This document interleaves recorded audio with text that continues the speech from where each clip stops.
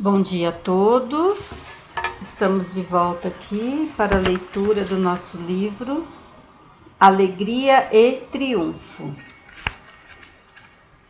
Estamos no capítulo 4, a lei da não resistência, e vamos gravar agora o vídeo 4.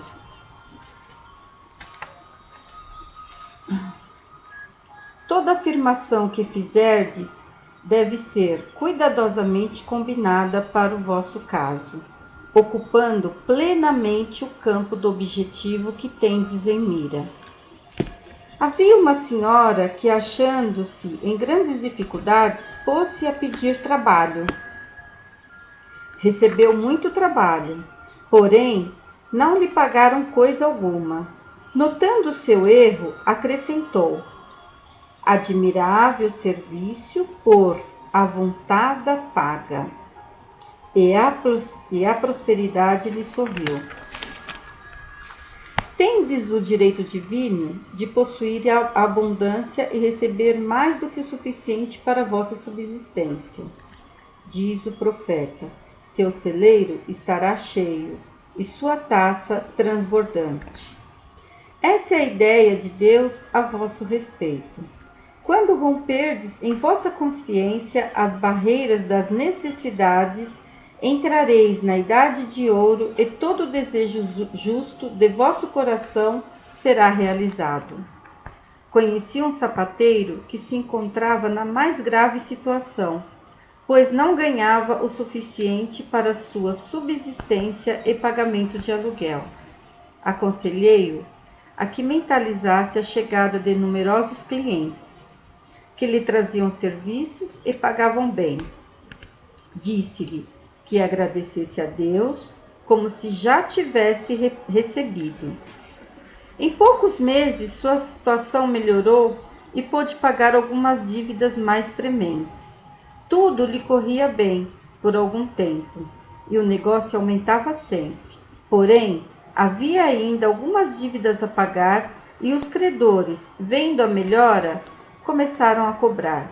Entretanto, em vez de satisfazê-los à medida que recebia, conquistando assim a boa vontade dos credores, o homem pedia mais prazo, porque julgava que podia precisar de dinheiro nos dias imediatos, e assim foi atraído os maus pensamentos dos credores, de modo que as coisas foram piorando. Avisei-o então do seu erro e disse-lhe que devia ir pagando os credores à medida que fosse recebendo, sem pensar no amanhã, que estava nas mãos de Deus e podia ser melhor ainda.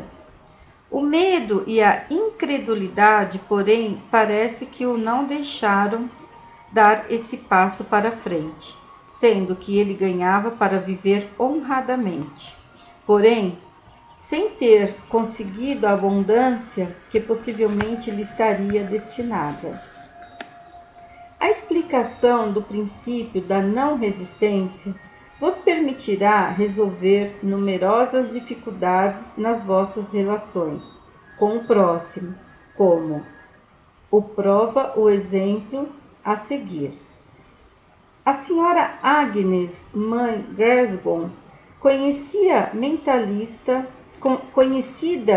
mentalista norte-americana, relata o seguinte fato: quando me encontrei pela primeira vez com o Sr. Holder, disse-me que não tivera um só dia de sorte nos últimos 10 anos. Isso aconteceu há uns 8 anos. Alguns anos depois, quando tornei a vê-lo, estava tão sorridente que parecia dar vida ao próprio sol, e se mostrava tão alegre como uma criança nos seus folguetos escolares. A sua maior infantilidade, disse, fora a de ter pensado que tinha um inimigo real. Os inimigos, disse-me, após ter vencido as suas dificuldades, com a aplicação dos conselhos que lhe dera, são como os pequenos buracos da estrada, que vos obrigam a ter cuidado na direção de vosso carro. Sabei, vós é possível Sabei que vós é possível desviar-vos dos buracos da estrada, a fim de não ficardes encalhado, nem sofredes solavancos. O motorista pode muito bem desviar o automóvel dos buracos, porém, se for um caminho pelo qual tenha de passar a miúde, fará melhor ainda, tapando os buracos. O mesmo acontece com os vossos inimigos. Se forem seres humanos, porquanto podeis fazer deles vossos amigos. Sei bem que alguém dirá que isso não depende totalmente de vós, porém, sei que está em vossas mãos. E não precisais dizer nada a ninguém sobre isso. Apenas é necessário que vos assenteis calmamente e façais todos os esforços para encontrar em vosso inimigo alguma coisa divina de vossa apreciação e louvor. É fato que existe alguma bondade em todos, e se procurardes bem, a encontrareis. Os pensamentos são coisas e não podem procurar alguma boa qualidade em vosso inimigo sem pensar bem dele. E é tão certo como o dia se segue à noite que, ao tomar desinteresses nessa pesquisa, como certamente acontecerá se fizerdes esforços para encontrar o grão de ouro no caráter dele. Tomareis um interesse profundo que vosso pensamento irá diretamente a ele, fazendo retribuir os vossos bons pensamentos. Eu o verifiquei. Isso é que constitui deixar o espírito de justiça arrastar uma corrente de inimigos, conforme aquelas palavras de Isaías, capítulo 59, versículo 10. Vindo o inimigo como uma corrente de águas, o Espírito do Senhor o arrastará. Esse trabalho é coisa interessante e muito útil. Estais sorrindo pelo meu entusiasmo. Porém, se voltardes a vossa atenção para alguns anos passados, quando vos procurei pela primeira vez e me dissestes, ao ver-me irritado contra meus inimigos, que se continuasse assim, iria para completa ruína física, moral e mental. Não vos admirais do meu sentimento. Dissestes então que todo pensamento de ódio que emitisse era como uma bola de borracha presa por uma corda, a qual volta para o mesmo ponto, e que os meus pensamentos me atrairiam assim maior número de inimigos, formando uma força imensamente maior contra mim. Na ocasião, não pude aceitar esta ideia.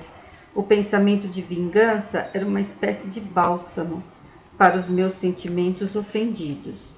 Naquele tempo, os vossos ensinos me pareceram contrários à lei da justiça.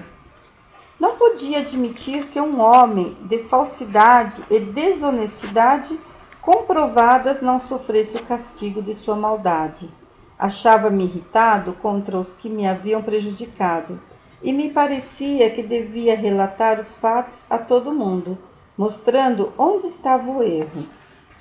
Porém, dissestes-me que o castigo do inimigo em nada me adiantaria. Refleti muito sobre isso e, afinal, compreendi que não me trazia vantagens o esclarecimento da fraude.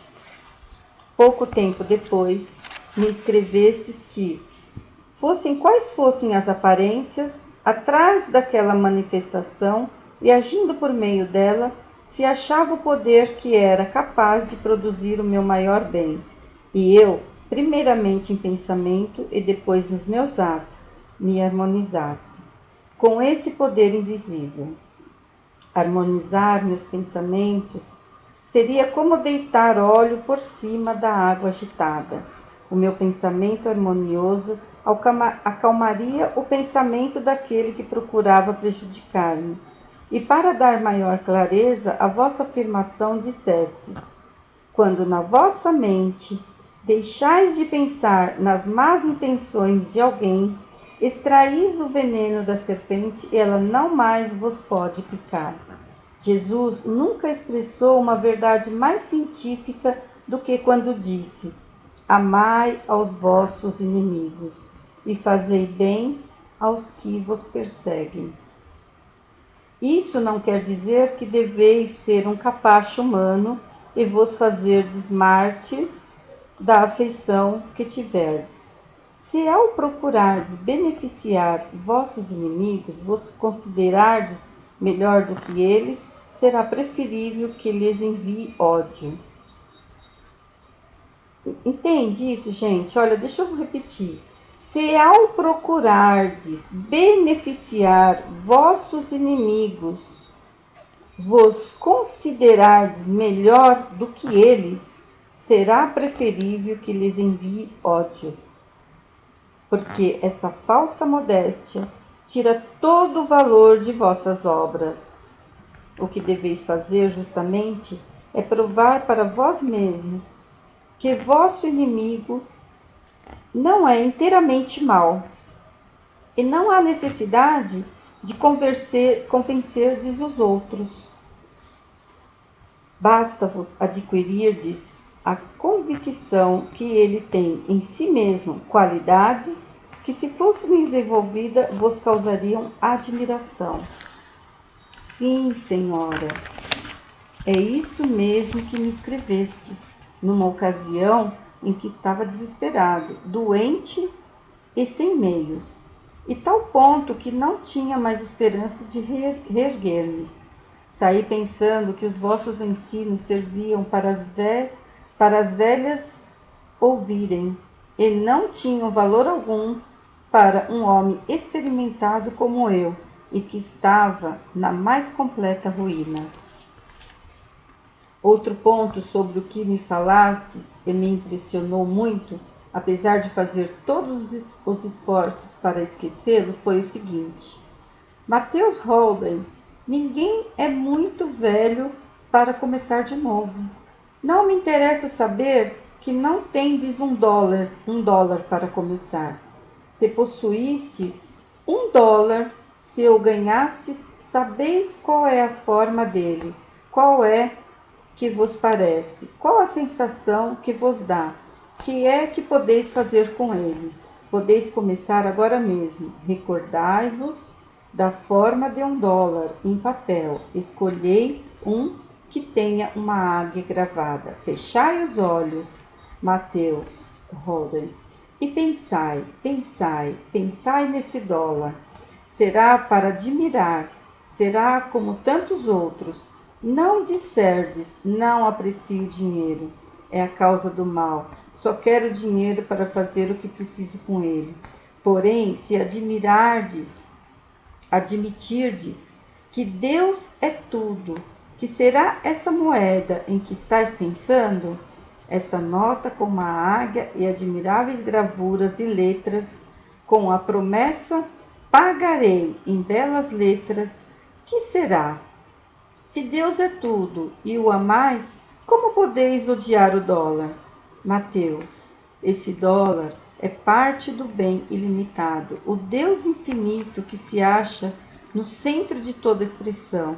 É uma das suas expressões, é sua substância criada pela sua inteligência e posta em circulação pelo seu poder.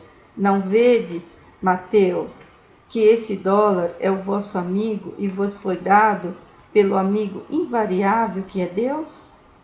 É parte do seu todo, um fruto do galho da árvore total, pois um dos galhos, o $, que mentalizeis, é a parte do fruto.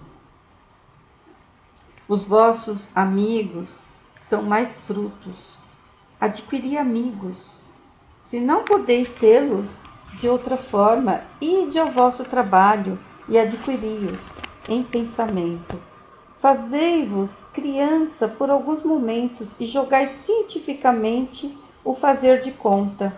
Fazei de conta que tendes numerosos amigos e que todos os inimigos que tivestes vos olha com expressão de amor e simpatia, e esperai os resultados. Apenas observai e esperai. com a mesma certeza que o dia vem depois da noite. Terei posto em atividade uma corrente de bondade que arrastará até os últimos vestígios de vossa má sorte. A vossa fortuna virá. Tentai isso, Mateus. Tentar meu plano, nada vos custará.